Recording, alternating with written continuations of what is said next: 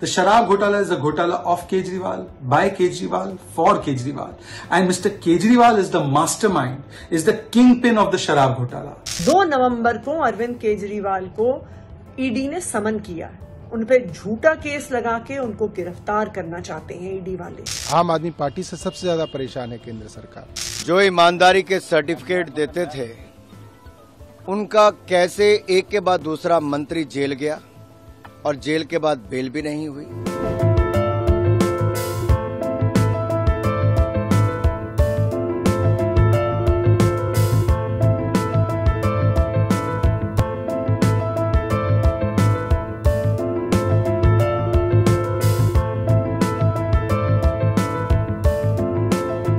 Bharatiya Janata party को आम आदमी पार्टी से डर लगता है। दिल्ली और पंजाब में हो रहे हर काम से डर लगता है। फ्री बिजली से डर लगता है, अच्छे स्कूलों से डर लगता है, मोहल्ला क्लिनिक से डर लगता है।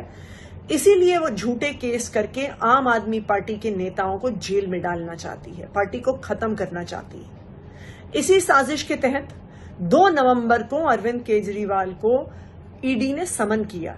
उन पे झूठा केस लगा के उनको गिरफ्तार करना चाहते हैं ईडी वाले, भारतीय जनता पार्टी वाले। पर मैं भारतीय जनता पार्टी को बता दूं कि हम जेल जाने से नहीं डरते, हम उनके झूठे केसेस से नहीं डरते। हम देश के लोगों के लिए, देश के हर आम आदमी के लिए काम करते रहेंगे। बात सबको मालूम थी कि देश के लिए आपको सर्वोच्च बलिदान देना पड़ेगा, और मुझे लगता है कि अब वो समय आ गया है कि आपको देश की खातिर सब कुछ देना पड़ेगा।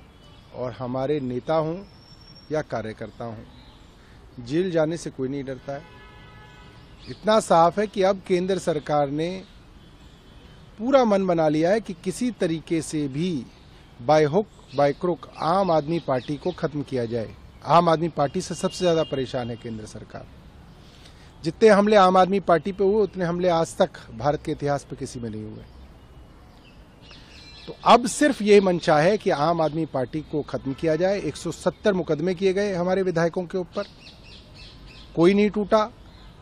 कोई टूट के भारतीय जनता पार्टी में शामिल ना होने के लिए तैयार है, ना शामिल हुआ। तो अब ये है कि किसी तरीके से अरविंद केजरीवाल को गिरफ्तार किया जाए, अरविंद केजरीवाल को जेल में डाला जाए, इनके बड़े बड़े नेताओं को जेल में डाला जाए और आम आदमी पार्टी को समाप्त किया जाए। जो ईमानदारी के सर्टिफिकेट देते थे, उनका कैसे एक के बाद दूसरा मंत्री जेल गया और जेल के बाद बेल भी नहीं हुई। और साल भर से ये कभी सत्येंद्र जैन जी को, कभी मनीष सिसोदिया जी को, कभी संजय सिंह जी को, इन सबको ईमानदारी के सर्टिफिकेट माननीय मुख्यमंत्री अरविंद केजरीवाल जी बांट रहे थे।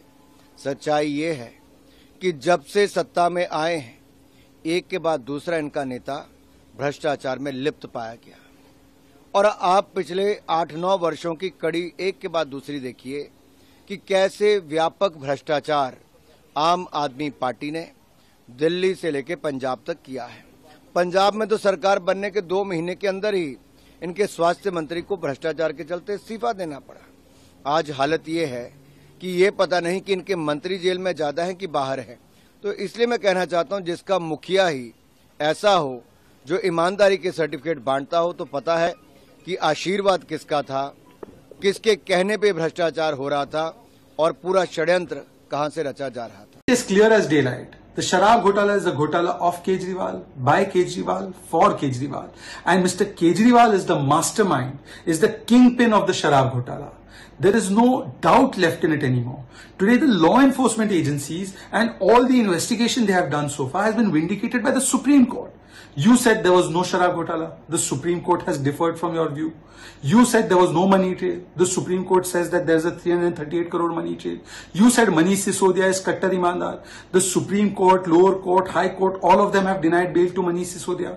These courts, after the evidence placed in front of them, have denied bail to Sanjay Singh, to Vijay Nair, to Manish Sisodia, and all of them have said that the highest levels of Delhi government were collaborating and conniving in taking part in this entire Sharab Ghotala. Are all the courts wrong? Are all the courts vindictive? Are all the courts not able to see that you are Kattar Imandar?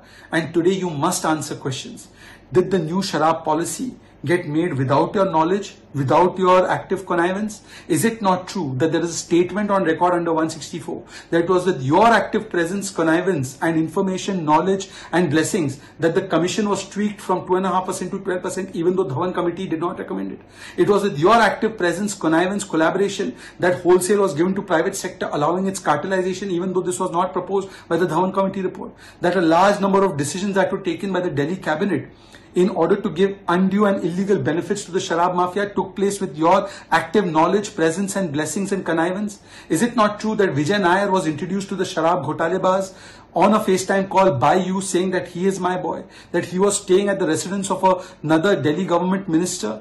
Is it not true that all of these incidents have taken place and no less than all three levels of courts have certified and have vindicated the law enforcement agencies in the actions that they have taken? And therefore it is natural that the law enforcement agencies will now follow the evidence, will follow the trail of investigations and go to the doorstep of the mastermind. हम पहले दिन से कह रहे थे कि इस पूरे घोटाले के सूत्रधार अरविंद केजरीवाल हैं, और आज जब माननीय सर्वोच्च न्यायालय ने मनीष सिसोदिया की बेल खारिज की और साथ ही साथ ये भी एस्टेब्लिश किया कि 338 करोड़ की मनी ट्रेलिंग, तो अब अरविंद केजरीवाल को बताना पड़ेगा कि वो 338 करोड़ रुपए कहाँ खर्च किए हैं। और दिल्ली वाले अरविंद केजरीवाल के भ्रष्ट शासन से मुक्ति पाना चाहते हैं।